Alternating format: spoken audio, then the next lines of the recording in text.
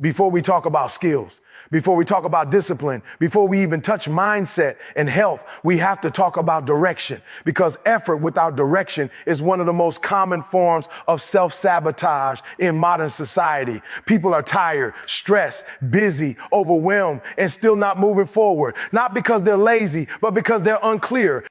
Clarity is the invisible force behind success. It doesn't shout, it doesn't trend, but it decides where your time goes, where your energy leaks, and whether your sacrifices actually mean something. In 2026, the people who win won't necessarily work harder than everyone else. They'll just waste less effort. Most people wake up reacting to notifications, reacting to demands, reacting to other people's expectations. They confuse motion with progress, but clarity flips the script. Clarity means you wake up already knowing what matters today and what doesn't.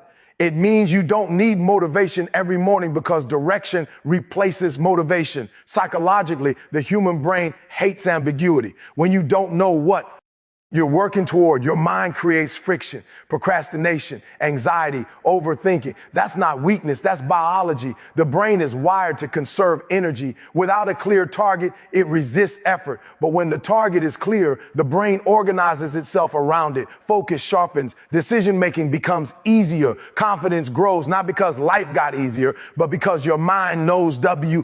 Here, the point itself, philosophically, clarity is a statement of responsibility.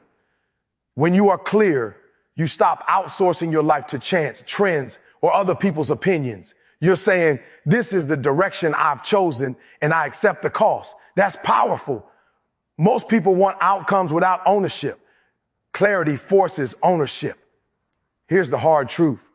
If you can't clearly articulate W, you're probably building someone else's dream or nothing at all. Clarity isn't about having every detail figured out. It's about knowing your why well enough that your how can evolve without breaking you. And this is where daily improvement matters. Clarity is not a one-time event. Life changes, opportunities shift, responsibilities increase. What was clear 5 years ago might be outdated today. That's why successful people revisit their direction daily. They ask themselves uncomfortable questions. Am I still aiming at the right thing? Is this task aligned with my long-term vision, or is it just urgent noise? Am I busy avoiding discomfort, or am I building something meaningful? Eric Thomas often talks about obsession, but obsession without clarity is dangerous. Why? O can be obsessed with the wrong goal and wake up 10 years later realizing you climbed the wrong mountain. Clarity keeps obsession honest. It makes sure your intensity is serving purpose, not ego. When you improve clarity daily, you also improve your boundaries. You say no faster. You stop explaining yourself to people who don't share your vision. You protect your time, not because you're selfish, but because you're intentional. And intention is the bridge between potential and results. Clarity also prepares you for sacrifice. Every meaningful path demands trade-offs. You will give something up, comfort, approval, short-term pleasure. Without clarity, those sacrifices feel unfair. With clarity, they feel necessary. That's the difference between resentment and resilience. And here's the connection to the next points in this speech. Skills mean nothing if you're learning the wrong ones. Discipline collapses if you're disciplined toward confusion. Mindset becomes fragile if you don't know why you're enduring pressure in the first place. Direction is the foundation everything else stands on. In 2026, distractions will multiply. Information will increase. AI will accelerate every thought. If you don't choose your direction deliberately, the world will choose it for you, and it will not choose in your favor. Clarity is how you stay human in a hyper-automated world. It's how you remain the author of your life instead of a passive user of it. So don't wait for a perfect moment to get clear. Get clear enough to move. Write it down. Say it out loud. Revisit it every morning. Adjust when necessary, but never drift unconsciously. Because when your direction is clear, effort stops feeling heavy, discipline stops feeling forced, and progress stops feeling accidental. Once your direction is clear, the next question becomes unavoidable. Are you actually equipped to get there? Because vision without capability is just a wish. This is where skill comes in, not talent, not credential, but the daily ability to learn, adapt, and apply. In 2026, Success will not belong to the most educated people in the room, but to the most upgradable. The old model of mastery is broken. You used to learn a skill, perfect it, and ride it for decades. That era is gone. The half-life of skills is shrinking. What makes you valuable today may be irrelevant tomorrow. Psychologically, this creates fear. People cling to what they already know because learning something new threatens their identity. But growth has always required ego death. You don't evolve by protecting who you were. You evolve by being willing to become someone else. Learning is not about intelligence. It's about humility. The willingness to say, I don't know yet. Most people avoid that sentence because it makes them feel small. But the truth is, refusing to be a beginner is the fastest way to become obsolete. The people who win are not the ones who feel confident. They're the ones who stay curious. Eric Thomas talks about hunger, and hunger is exactly what learning requires. A disciplined hunger to get better, even when nobody is watching, even when there's no immediate reward. You don't learn for applause. You learn for leverage. Every new skill increases the number of problems you can solve. And in any economy, problems are currency. Philosophically, learning is an act of self-respect. It's you saying, I believe my future is worth the discomfort of growth. When you stop learning, you're not maintaining, you're decaying.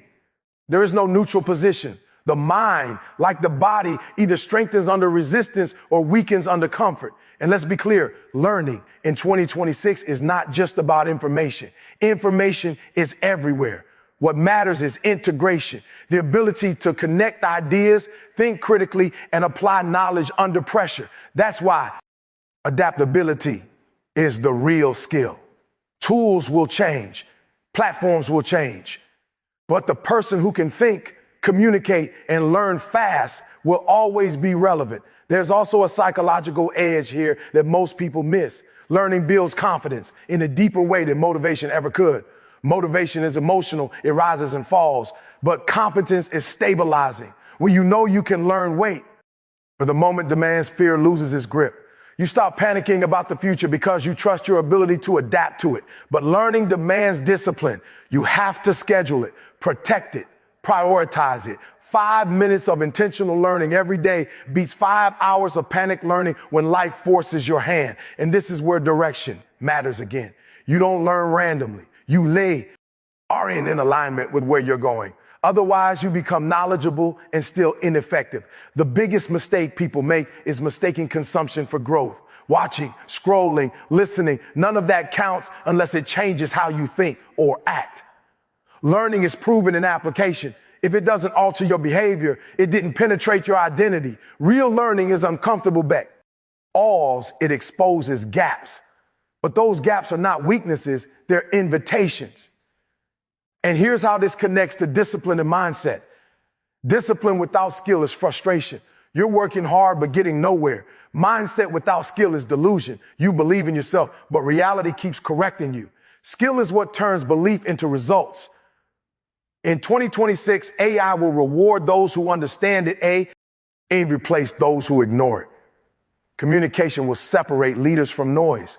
Problem solving will outpace raw effort. This is not meant to intimidate you. It's meant to empower you. You don't need to know everything. You just need to commit to learning something every day that moves you closer to your direction. So ask yourself this: if your future demanded a higher version of you, would your current learning habits be enough to meet it? Or are you hoping yesterday's knowledge can carry you into tomorrow? Because the truth is simple and uncomfortable. The future does not belong to the strongest or the smartest. It belongs to the most teachable. Once direction is clear and learning becomes a daily habit, there's still one thing standing between intention and outcome: execution. This is where most people fall apart.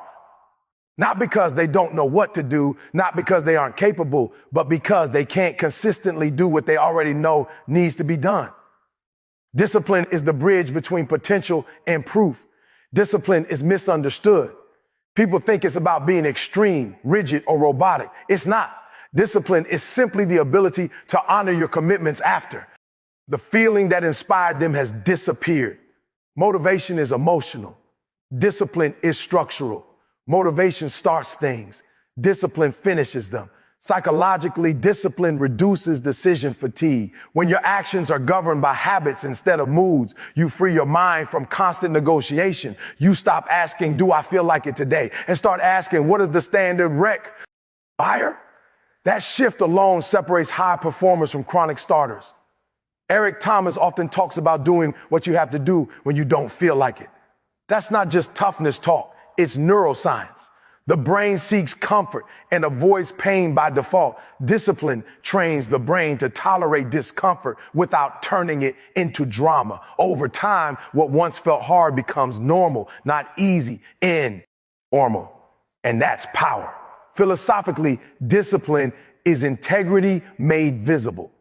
It's alignment between what you say matters and how you actually live. Anyone can talk vision. Anyone can feel inspired after a podcast or a speech. But discipline is what you do on an ordinary Tuesday when nobody is watching and nothing exciting is happening. That's where identity is built. Here's the uncomfortable truth. Inconsistency erodes self-trust. Every time you break a promise to yourself, your confidence takes a hit. You may not notice it consciously, but your mind keeps score. Over time, you stop believing yourself. Discipline repairs that relationship. Small wins, repeated daily, restore credibility with your own mind. And this is why daily execution matters more than intensity. People love burst. They'll grind hard for a week, then disappear for a month. But progress responds to rhythm, not rage. Consistency compounds. The world rewards what you do repeatedly, not what you do occasionally. Discipline also protects you from distraction. In 2026, distraction will be engineered. Algorithms, notifications, endless content competing for your attention. Discipline is how you reclaim agency. You decide in advance what deserves your energy instead of donating it to whatever is loudest. Now let's connect this to the earlier points. Direction tells you what matters. Skill gives you the ability to act. Discipline ensures that action actually happens. Without discipline, clarity stays theoretical and learning stays unused. Discipline is where ideas meet reality. But discipline doesn't mean doing everything. It means doing the right things, even when they're boring, especially when they're boring. Mastery is built in repetition. Excellence is built in the unglamorous moments. That's why so few people reach it, not because it's impossible, but because it's monotonous. There's also a deeper layer here. Discipline is freedom. That sounds backward, but it's TR. When you lack discipline, you're at the mercy of impulses, moods, and circumstances. When you have discipline, you choose your actions regardless of conditions. That's autonomy. That's power. And discipline must be designed, not hoped for. You don't rely on willpower alone. You create systems. You reduce friction. You make the right actions easier and the wrong ones harder. This isn't weakness. It's wisdom. Even elite performers don't trust motivation. They trust structure. In 2026, talent will be common, ideas will be cheap, information will be everywhere, but disciplined execution will still be rare, and rarity creates value. The person who can consistently show up, improve slightly, and finish what they start will outperform people with more potential, but less discipline. So ask why ourselves this.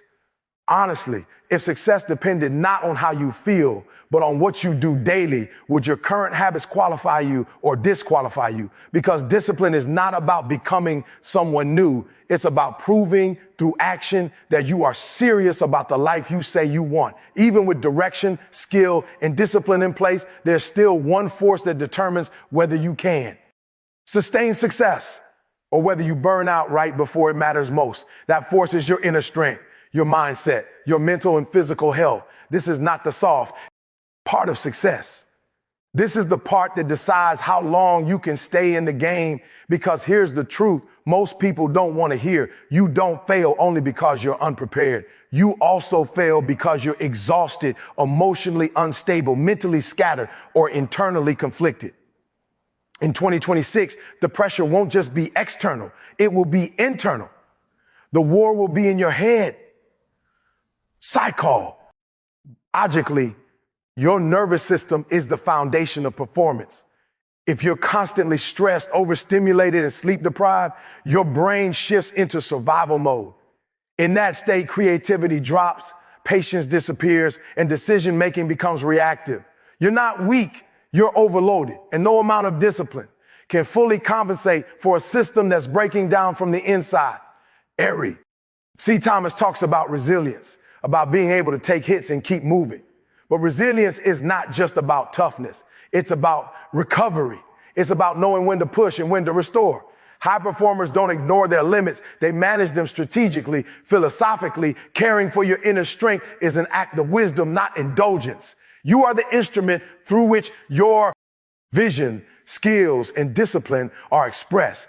If the instrument is damaged, the output suffers. No one would expect a machine to run nonstop without maintenance, yet people expect that of themselves and then wonder why they crash. Mindset matters because reality will challenge you. Plans will fail. People will disappoint you. Progress will slow.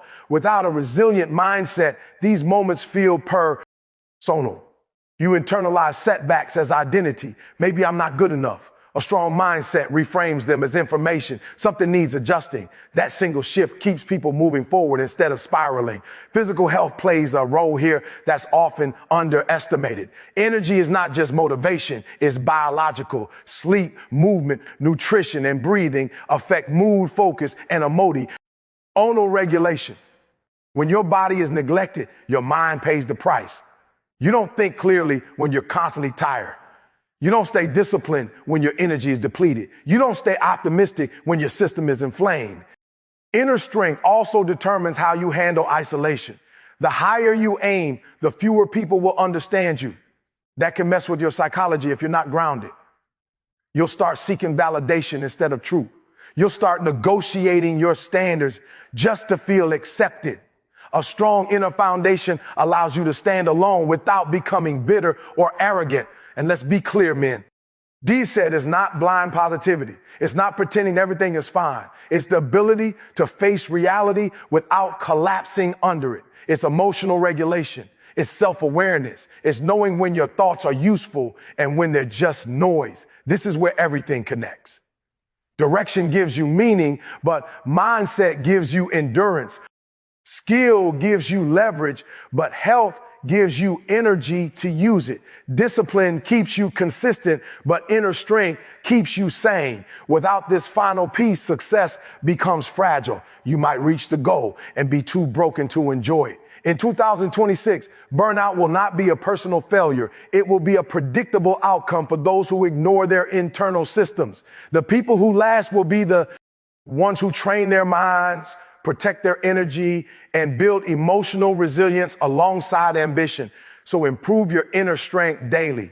Reflect, recover, breathe, move your body, challenge your thoughts. Don't wait until you're falling apart to take yourself seriously. Strength is built before it's needed, because the ultimate test of success isn't whether you can reach the top once, it's whether you can stay whole while you're climbing.